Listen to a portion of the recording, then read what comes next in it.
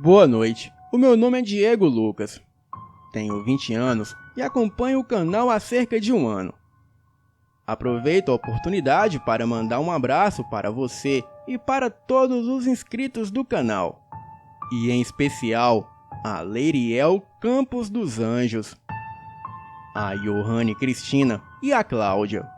Bem, e também aos parceiros que animam os comentários, como o Juan Ferreira Costa, o Mariano da Silva e o Ei Mutano. Mas antes de começar, eu quero fazer uma consideração. Quero dizer que sou muito fã do canal e não perco sequer um vídeo. E sou suspeito ao falar do Elite Oculta, pois é o canal de terror que eu mais amo. Amo tanto que já assisti e reassisti todos os vídeos deste canal. E sempre que posso, eu estou ligado nos relatos. Também acho muito engraçado os relatos enviados pelas mulheres, pois são muito apimentados e cheios de detalhes em comum. Enfim, agora vamos para o relato. Bem, eu mesmo nunca cheguei a ver um lobisomem, ou um cane do inferno. Mas eu fui criado ouvindo histórias da minha avó. E numa delas, ela conta que quando era mocinha e morava no interior, o avistamento e a audição de uivos lupinos eram tão comuns que havia um rio que os pescadores não se atreviam a pescar durante a noite, pois lá rondavam alguns lobisomens que se aproximavam das margens do rio para beber água. E em algumas vezes chegavam a atacar pessoas para comer os peixes. Já que assustado, o povo fugia, deixando os peixes para trás. A minha avó conta que uma certa vez, um homem valente lutou com uma peixeira contra um lobisomem. E o resultado foi que ele conseguiu evitar que os peixes fossem comidos. Mas no dia seguinte, a carcaça daquele homem amanheceu na mata. O lobisomem praticamente o devorou por completo, deixando apenas a cabeça e os ossos. E aquilo foi a gota d'água para ninguém mais se meter à besta querendo enfrentar o lobisomem. E também passaram a evitarem continuar pescando no rio dos lobisomens. O certo era que os lupinos atazanavam o quanto queriam, o quanto queria a população. E até a polícia evitava se envolver. E muitos moradores eram suspeitos de serem as feras, mas nunca nada foi confirmado. A minha avó chegou a ter notícias de animais encontrados devorados ou totalmente destroçados pelo bicho. E ocorriam também ataques em granjas, sítios e pequenas propriedades. E até mesmo crianças sumiam sem nenhuma explicação, o que reforçava a suspeita da atuação de lobisomens na região. Um casal inventou de se refrescar num riacho à noite, e quando se deu conta, se viram aterrorizados em meio aos uivos da criatura. O homem chegou a ver a fera se escondendo no mato, enquanto os observavam se aproximando. E naquele momento, ele não quis saber de conversa. Ele foi pegando a mulher e contando que a fera estava à espreita deles. E assim, meteram o pé numa carreira louca. E ao chegarem em casa, foram entrando aos gritos pedindo por socorro para os parentes deles. E por este motivo, a minha avó evitava sair de casa à noite. E passou a juventude toda tendo mais medo de lobisomens do que até mesmo do próprio Satanás, ou dos castigos de Deus. Na minha família, um tio meu, que é irmão mais velho da minha avó, se dizia corajoso. Então, ele resolveu dar uma barrigada no quintal à noite.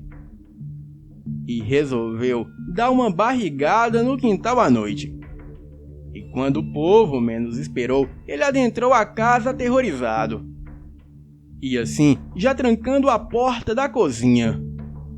Segundo ele, quando começou a dar a barrigada, ele logo ouviu um uivo. E ao olhar para o finalzinho do quintal, ele viu a criatura passando. O meu tio só vestiu a cueca e saiu às carreiras se melando com o que escorria por suas pernas.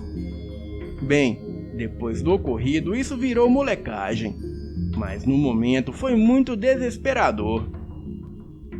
A ocasião que eu vi o Descobre rondando a minha rua se deu da seguinte maneira. Eu andava acompanhando os relatos que envolviam essa terrível organização. E logo em seguida, a minha internet começou a cair. E mesmo com as visitas diárias dos técnicos à minha casa, sempre no horário do Elite Oculta, eu perdi a conexão de internet. Bem, agora vocês pensem num cara que ficava puto com essa palhaçada. A minha vontade era de dar um soco no notebook. E teve um dia que eu até chorei de raiva, indignado, e corria para a casa dos amigos para pelo menos assistir o relato. E foi quando as coisas começaram a ficarem estranhas. Bem, eu trabalho numa padaria pela madrugada. E ainda faço atendimento no balcão até às 9 da manhã. Eu atendia os clientes quando a padaria deu uma sossegada no movimento. E eis que entrou 2 caras vestidos de preto, com um jeito de militar, mas com uma cara fechada muito mais do que o normal. E parecia que eles queriam uma confusão. Começaram a me olhar com insistência enquanto eram atendidos pela filha da patroa. Aquilo me incomodou e eu fechei a cara também, os encarando de volta. E foi quando eles pegaram o pão e logo se foram. A Helena percebeu o jeito deles e alegou que eles só poderiam estar me confundindo com criminosos. Ou talvez se apaixonaram por mim. Bem, para evitar muita conversa, eu procurei levar na esportiva, alegando que eu não sou doce, mas sou bem casado. Também disse que já estava velho para ter qualquer curiosidade em saber como são as paradas entre os caras. E com isso ela começou a sorrir e eu deixei quieto. Bem, com 2 dias do ocorrido, eu continuava muito chateado com o problema da internet. E até pedi para o meu irmão ir ficar lá em casa com a sua cunhada, já que à tarde eu estava pintando a casa de uma cliente. Pois eu sei que nunca é bom deixar a mulher sozinha com os técnicos. Bem, eu andava com medo deles faltar respeito com ela. Ou talvez até algum dos vizinhos ficarem pensando que a Nicole estava aprontando. E daí ficarem com gaiatice pro meu lado, me chamando de otário galhudo e outras gozações desse tipo. Bem, os dias passaram, e certa vez na rua apareceu um carro preto que amanhecia estacionado na pracinha.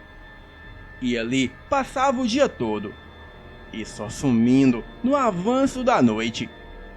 E para piorar, ninguém via quem deixava ou pegava o veículo. E aquilo começou a chamar a atenção da vizinhança toda. Até mesmo de uma vizinha que tinha uma janelinha na porta de madeira da sua casa, onde ela passava o dia todo espiando a rua e dando conta da vida de todo mundo. Essa vizinha é conhecida como Dona Maroca. E ela é um raio para dar conta da vida alheia. Ela sabe de coisas da gente que nem a gente mesmo faz ideia.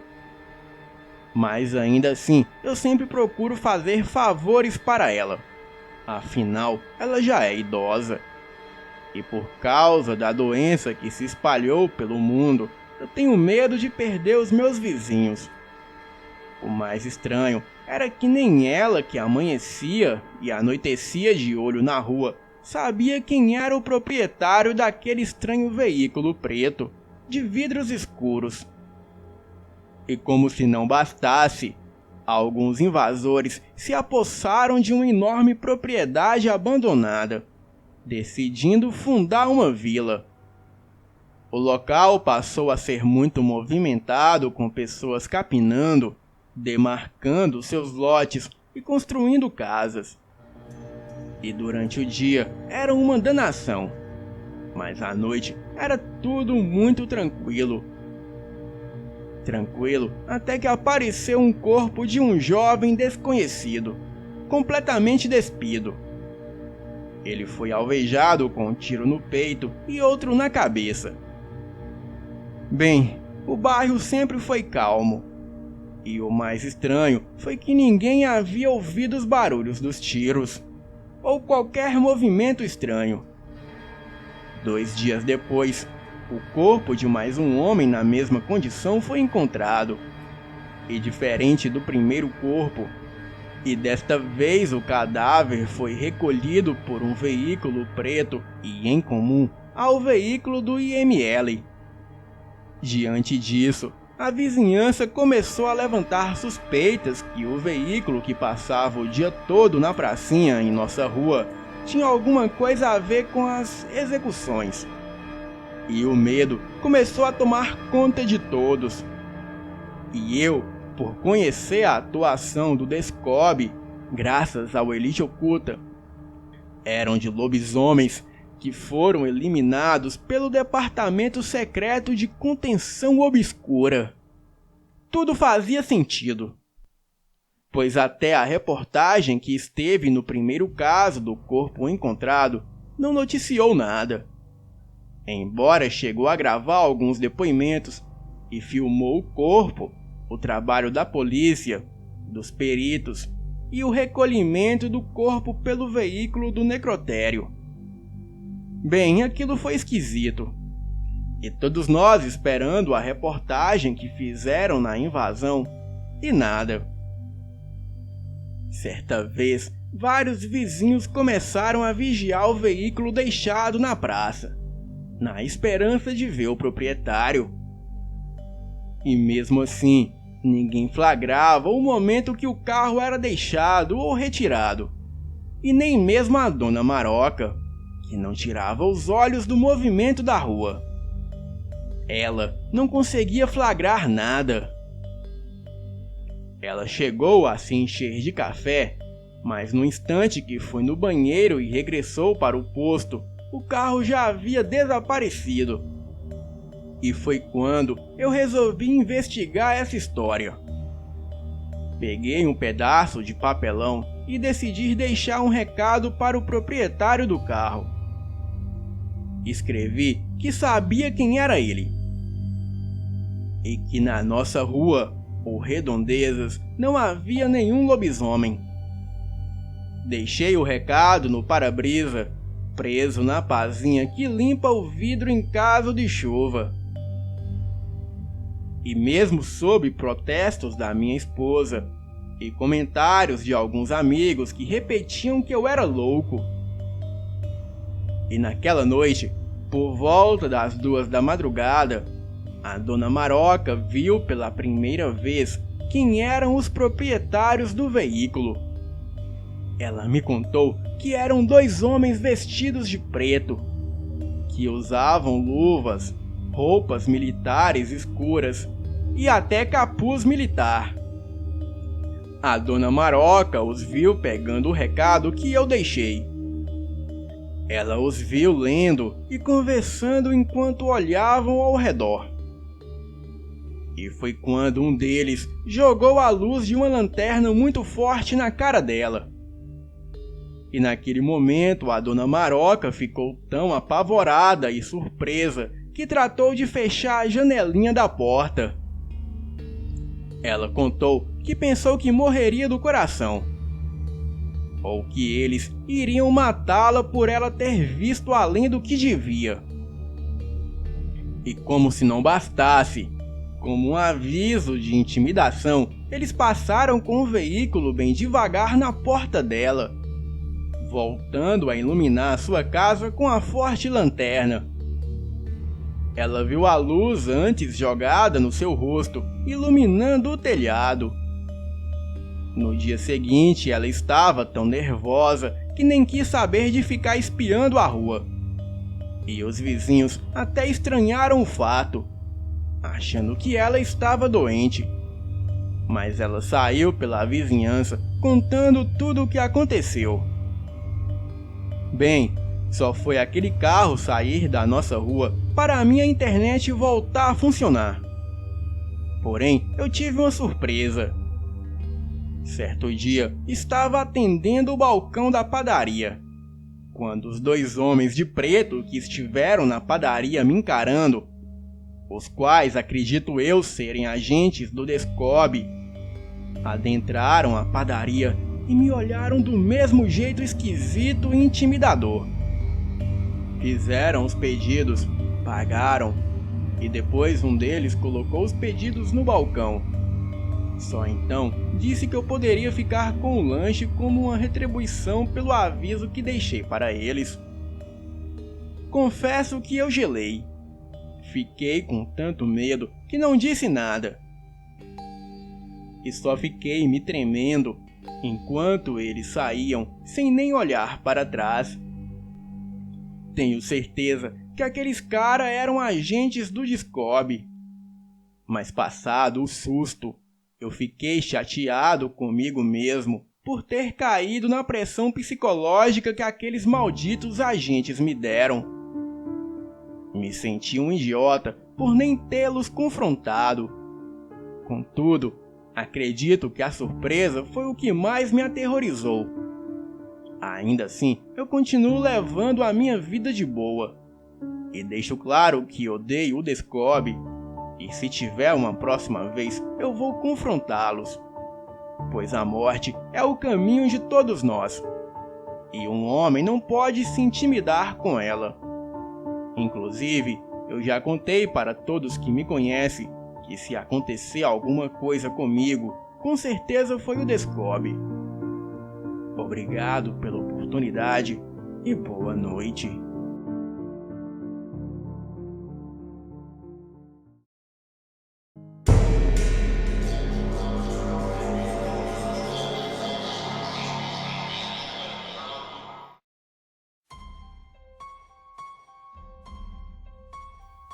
Olá, Elite Oculta. Eu me chamo Darlan. Tenho 16 anos e este relato que eu irei contar aconteceu comigo há mais ou menos um ano atrás. Isso aconteceu em um fim de semana que eu iria para a casa do meu avô, que fica no interior de São Paulo. O meu avô é das antigas, um velho meio bruto e ranzinza, etc. Eu fiquei lá, me diverti e assim foi passando o dia, e chegando o cair da noite. O meu avô, como sempre, saiu para caçar. E eu, às vezes, ia com ele. Mas nesse dia, eu decidi não ir. Mas quando o meu avô logo pega a sua espingarda, ele logo vira para mim e diz o seguinte: Darlan, hoje eu irei caçar, e vou precisar de sua ajuda. Então é pra você vir comigo. Eu fiquei meio desconfiado, porque para o meu avô tá pedindo a minha ajuda, é porque a coisa é séria. Então eu falei que tudo bem, que eu iria com ele. Peguei a espingarda e o esperei se aprontar. E assim que os amigos dele chegaram, nos reunimos e fomos para a mata. Ali chegaram o compadre e o irmão deste compadre. Então nós quatro entramos na caminhonete e partimos para a caça. Quando chegamos na mata, pegamos as espingardas e adentramos no mato. Bem, confesso que a caçada estava boa, mas algo naquela mata parecia não estar normal. pois toda a mata estava um silêncio, e nem o vento e os animais noturnos eram possível ouvir. Bem, andamos, e quando me dei conta, já era por volta de meia-noite, a hora de voltarmos para casa. E quando decidimos voltar, logo começamos a escutar assobios muito baixo e parecia vir de longe. Mas quando olhamos na direção do assobio, havia uma garota agachada atrás do mato. E com a lanterna apontada para aquilo, eu percebi que a coisa não tinha os olhos e possuía apenas 2 buracos negros no lugar deles. A coisa era morena e os seus cabelos eram brancos desgrenhados. Saímos todos correndo dali e a criatura veio atrás de nós. Mas o meu avô acertou um tiro com a espingarda na criatura. Aquilo voou uns 5 metros para trás. Entramos na caminhonete e o compadre deu a partida. Mas a coisa que havia tomado um tiro logo veio para cima de nós em uma velocidade surreal. Aquilo pulou em cima da caminhonete. Então o compadre acelerou e freou bruscamente, atirando aquilo para longe. E em seguida ele passou por cima da coisa com a caminhonete. Mas quando olhamos para trás, aquilo já havia se levantado. E assim corria atrás do carro pela estrada de terra. A estrada levantava um poeirão por causa do carro, mas era possível ver aquilo gritando e correndo atrás de nós. O meu avô deu alguns tiros para trás pela janela traseira da caminhonete, pois como a caminhonete é antiga, ela tem aquela janela de trás que se abre. Bem, parecia de nada adiantar, pois mesmo meu avô atirando, aquela coisa continuava correndo atrás de nós. Mas quando finalmente chegamos no asfalto, a criatura parou de nos perseguir. E quando chegamos em casa, o meu avô disse que aquela criatura era a comadre Florzinha, e que ela estava meio irritada porque entramos na mata sem pedir permissão, e sem levar fumo, bebida ou mingau para ela. E por isso ela resolveu correr atrás de nós. E que a nossa sorte foi que ela não nos alcançou, porque senão levaríamos uma surra que jamais esqueceríamos em toda a nossa vida. Boa noite.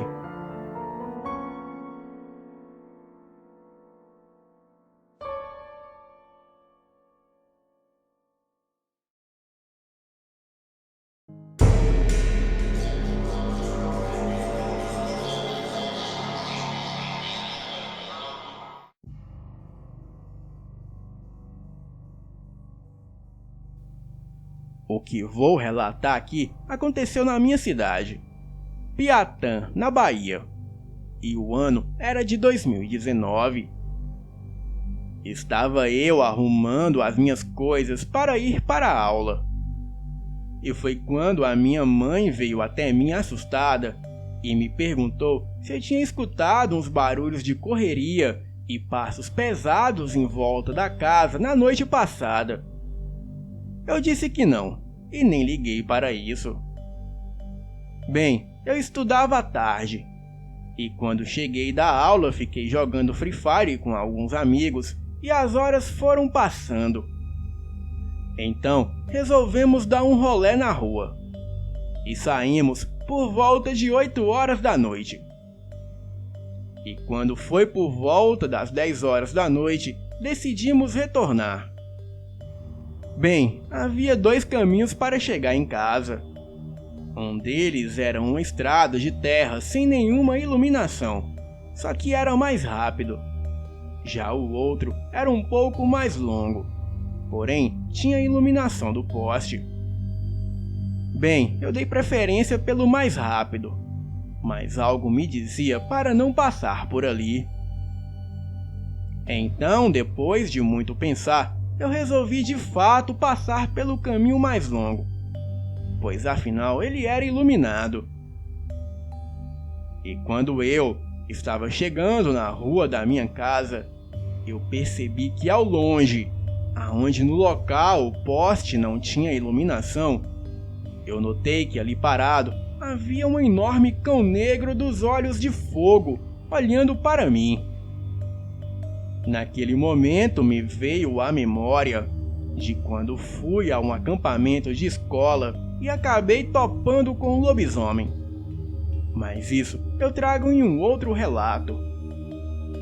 Bem, assim que vi aquele enorme cão negro, já suspeitei que era um lobisomem. Então comecei a correr e logo entrei em casa. Tranquei tudo, inclusive as janelas. E a minha mãe já estava dormindo, e eu achei melhor não acordá-la. Porém, eu fiquei a noite toda acordado pensando naquela criatura. A fera nunca mais apareceu, mas algo dentro de mim fica falando que em breve eu me encontrarei novamente com aquele lobisomem. Boa noite.